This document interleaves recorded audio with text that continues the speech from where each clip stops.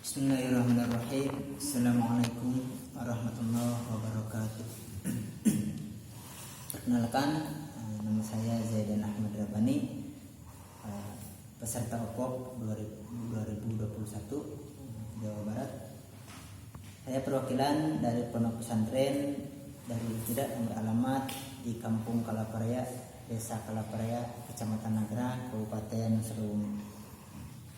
Adapun usaha yang kami lakukan pada saat ini yaitu pengolahan singkong menjadi keripik, yakni keripik beraneka rasa. Yang pertama, konsumen, pesaing dan supplier kami. Konsumen kami yaitu masyarakat umum, dari mulai orang tua, pemuda-pemudi, bahkan anak-anak bisa membeli produk kami. Itu konsumen utama kami, jadi masyarakat umum. Yang kedua yaitu pesaing. Pesaing kami kurang lebih terletak 8 km dari lokasi kami.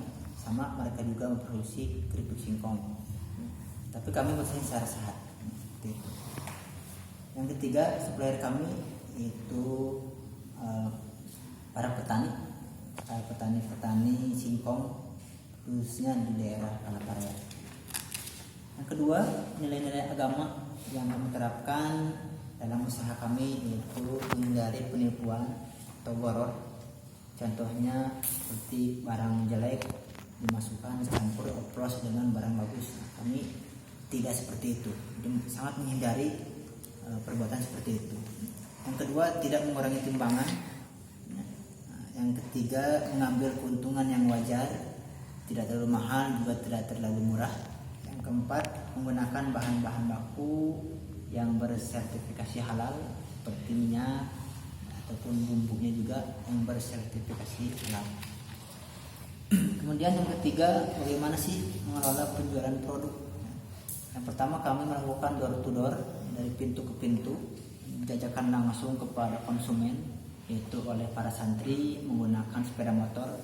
Satu motor 2 orang, 2 motor berarti 4 orang. Satu motornya membawa 3 atau 2 keranjang yang berisikan 70 atau 80 sampai 90 bungkus keripik. Berangkat jam 9, pulang sebelum asar, atau berangkat pada zuhur, pulang sebelum maghrib. Yang kedua, media sosial atau online dari Facebook, Instagram, YouTube, bahkan WhatsApp. Kemudian yang ketiga yaitu penitipan di lembaga-lembaga pendidikan seperti pesantren, sekolah umum, madrasah, dan yang lainnya. Yang keempat, bagaimana sih mengolah produksi kami? Yang pertama, kami menyediakan bahan baku singkong yang berusia 8 sampai 10 bulan. Tidak terlalu muda juga tidak terlalu tua, pasif. Yang kedua, setelah menyediakan, kami melakukan pengupasan kulit. Dikupas, kemudian dicuci. Setelah dicuci, kemudian diserut menggunakan mesin penggiling singkong, karena kami pada saat ini masih menggunakan alat penyurut manual yang digoreng, yang diputar seperti itu, karena belum mempunyai mesin serut singkong. Yang ketiga, setelah diserut dilakukan perendaman, gunanya untuk membuang sebahagian kandungan tapioka atau aci supaya tidak lengket digoreng. Kemudian setelah direndam baru tiriskan sebentar, baru digoreng. Itu menggunakan tungku penggorengan, karena kami masih menggunakan tungku ataupun hawu yang memakai kayu bakar seperti itu. Setelah digoreng baru ditiriskan dengan cara digantung. Bisa dilihat samping kanan saya ada keripik yang digantung, itu hasil penggorengan. Seperti itu, karena kami belum mempunyai alat pengering yaitu spinner. Tapi mudah-mudahan kedepannya kami bisa beli alat spinner dan alat mesin penyedot singkong. Setelah ditiriskan, minyaknya turun, keringlah. Itu selama 2 hari 2 malam. Kemudian pemberian bumbu, dan bumbu manis, bumbu original, bumbu pedas, barbecue, panggang, coklat, keju, dan yang lainnya. Setelah pemberian bumbu, baru pengemasan. Dikemas dengan berat 50 gram 100 gram untuk harga Rp5.000. Jadi segini beratnya 100 gram dengan harga Rp5.000 di plastik standing pouch. Setelah pengemasan baru pemasangan label seperti ini. Ini tahap akhir pengolahan produksi kami, yaitu pemasangan label. Kemudian yang selanjutnya, bagaimana sih pengolahan pencatatan keuangan dalam usaha kami? Alhamdulillah pada saat ini kami masih menggunakan manual, yaitu tulis tangan. Tapi insya Allah kedepannya akan masih melakukan perbaikan, yaitu dengan menggunakan aplikasi buku warung. Karena alhamdulillah kemarin sudah mengikuti latihan proses pencatatan keuangan menggunakan aplikasi buku warung.